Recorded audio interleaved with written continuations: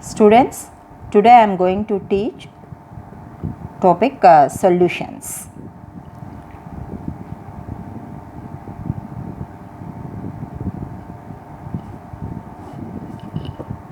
So all of you know about matter.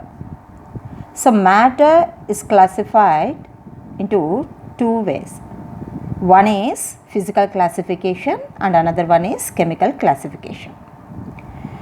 Then coming to chemical classification, chemical substances are classified into two types again, mixers and pure substances.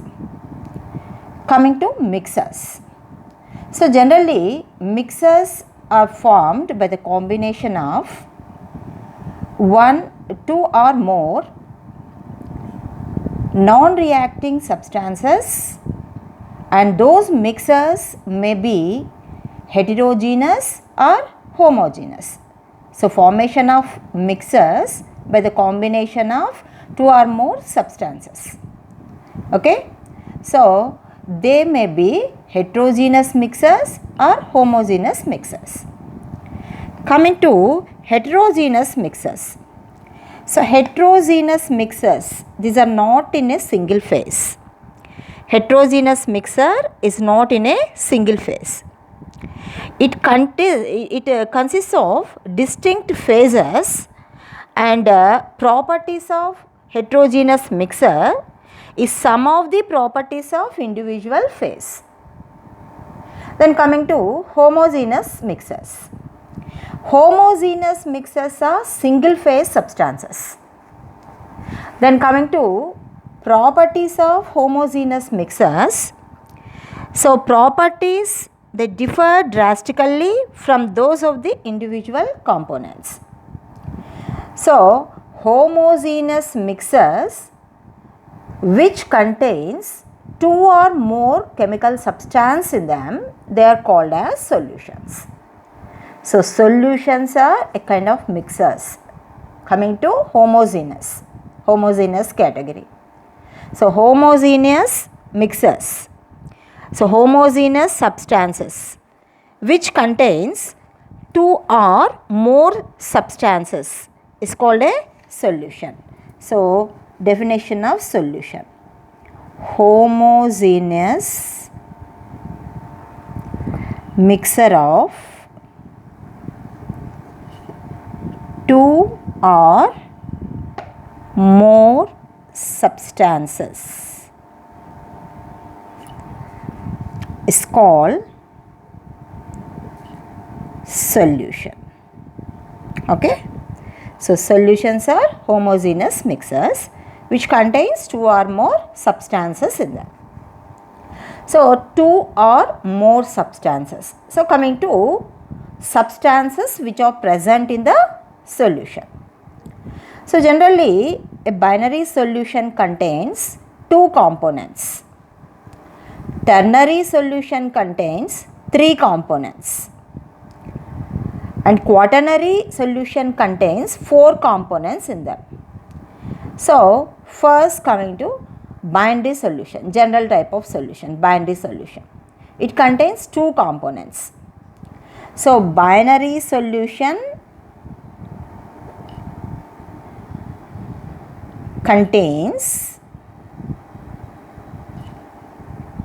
two components. So those two components, one is solvent and another one is solute. So these are the two components which are present in a binary solution. So coming to solvent.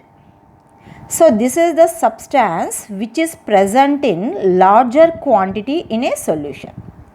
So solvent is the substance which is present in larger quantity in a solution. Okay, so substance which is present in a larger quantity is called solution. larger quantity in a solution is called solvent. Okay, substance which is present in a larger quantity in a solution, that is called as solvent. Then coming to solute. So solute is a substance which is present in smaller quantity in a solution. So substance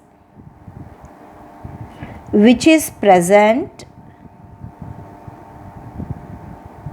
in a smaller quantity in solution is called solute.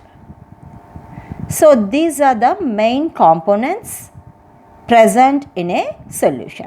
One is solvent and solute. So binary solution having these two, solvent and solute. Okay.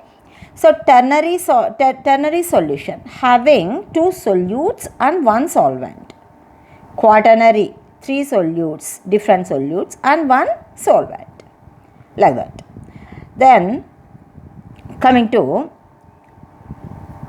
formation of solution. So formation of solution, that is only a physical change but not a chemical change. Okay. So formation of solution is a physical change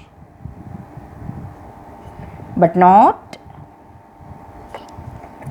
chemical change. Okay.